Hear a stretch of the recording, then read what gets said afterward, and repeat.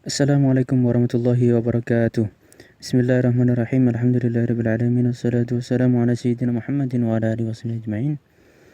Alhamdulillah, hari ini kita telah sampai pada materi yang ke-28, yaitu tentang babul maf'ulu min ajlih, yaitu bab maf'ul min ajlih. Termasuk dari salah satu isim yang dibaca nasab, yaitu namanya bab maf'ul min ajlih. Ada nanti yang di depan ada namanya maf'ul bih, ada maf'ul mutlak, ini namanya maf'ul min ajlih. Bagaimana kita mengetahui perbedaannya? Yaitu dengan membaca dari definisi maf'ul ini.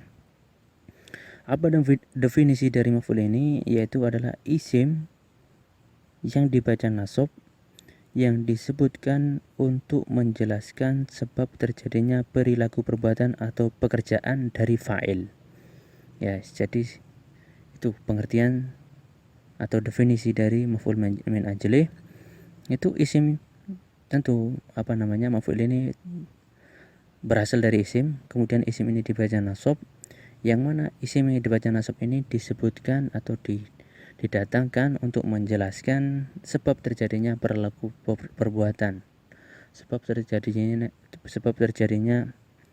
perbuatan atau pekerjaan dari fa'il tersebut. Sebelum kita mengetahui hukumnya, itu pengertian secara umum, kemudian kita lihat syarat-syaratnya. Syarat maf'ul min ajli itu ada 5. Ya, untuk dinamakan maf'ul min ajli itu harus terpenuhi 5 syarat. Yang pertama, maf'ul ini harus berasal dari masdar. Ya, maf'ul ini harus berasal dari masdar. Masdar itu sudah kita sebutkan di bab isim yang dibaca nasab yang kedua, yaitu maf'ul mutlak atau masdar. Ya, itu adalah yang berada di posisi ketiga dalam tasrif fi'il, itu namanya masdar. Sudah jelas ya, jadi masdar ini adalah kata benda yang berasal dari kata kerja, itu secara umum.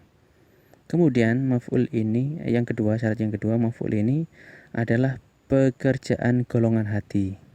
Jadi masdar ini kalau kan tadi berasal dari kata kerja, ya, kata benda yang berasal dari kata kerja. Ya, kalau kita ingin mengembalikan kepada kata kerjanya, maka masdar ini harus berasal dari pekerjaan hati. Ya, pekerjaan golongan hati, bukan pekerjaan tangan atau pekerjaan lisan ataupun yang lainnya, akan tapi ini adalah pekerjaan hati, seperti mengharap atau meminta ampun ataupun yang lainnya, itu adalah pekerjaan hati. Kemudian syarat yang ketiga, maf'ul ini harus sesuai dengan pekerjaan yang sedang dilakukan fa'il, baik dari segi waktu atau pelaku. Ya, jadi maf'ul ini atau masdar ini cocok dengan atau sesuai dengan pekerjaan yang sedang dilakukan fa'il. Jadi datangnya fa'il, misalnya saya datang ke Zaid itu untuk mengharap ampunannya, atau saya datang kepada Zaid itu untuk mengharap keridhoannya. Ya, jadi mengharap itu adalah mengharap ini tujuan atau maf'ul min ajlih ini sesuai dengan kedatangan dari fa'il. Ya, harus sesuai dengan pekerjaan yang dilakukan fa'il. Ya, nanti kita ke contoh biar lebih jelas. Baik dari segi waktu atau pelaku.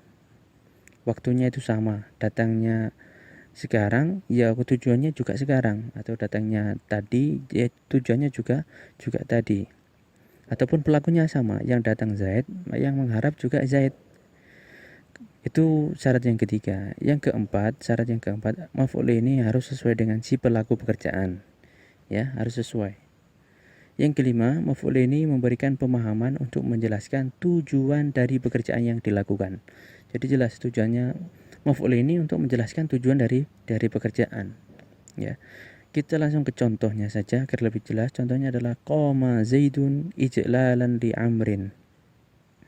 Qama telah berdiri, Zaidun Zaid, ijlalan karena memuliakan,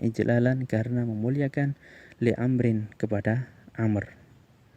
Jadi di sini yang dinamakan maf'ul min ajlih itu adalah ijlalan, itu namanya maf'ul min ajlih. Ya, jadi Zaid berdiri itu tujuannya untuk ijlalan, untuk memuliakan Amr. Ya, ijlalan di situ kita lihat syarat-syaratnya, dia berasal dari masdar, dari kata ajalla yujilu ijlalan, ya. Itu ijlalan, memuliakan, itu pekerjaan hati. Dia masdar, bentuknya masdar. Kemudian itu pekerjaan golongan hati, kemudian dia sesuai dengan pelaku. Ya, sesuai dengan pekerjaan. Jadi dia berdirinya karena memuliakan. Orang berdiri itu karena memuliakan, bukan karena yang lainnya. Ya, sesuai dengan pekerjaannya dilakukan fa'il.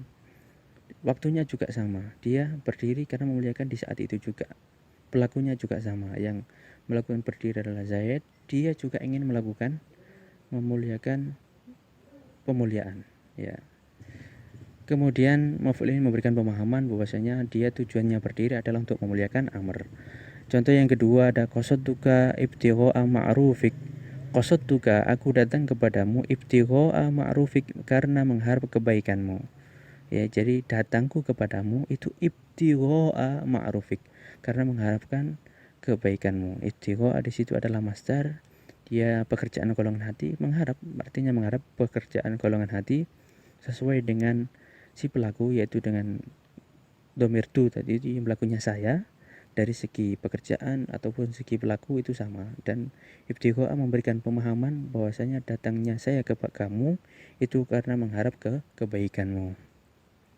Itu secara singkat tentang materi yang ke-28, yaitu bab maf'ul min ajli, yaitu maf'ul yang disebutkan untuk menjelaskan sebab terjadinya perilaku perbuatan. Demikian materi yang ke-28, semoga bisa menambah ilmu dan manfaat bagi kita semuanya. Dari saya ada keterangan yang kurang baik atau kesalahan, saya mohon maaf yang sebesar-besarnya. Wallahu a'lam bishawab. Wassallallahu ala sayyidina Muhammadin wa ala alihi wasallam. Walhamdulillahirabbil alamin.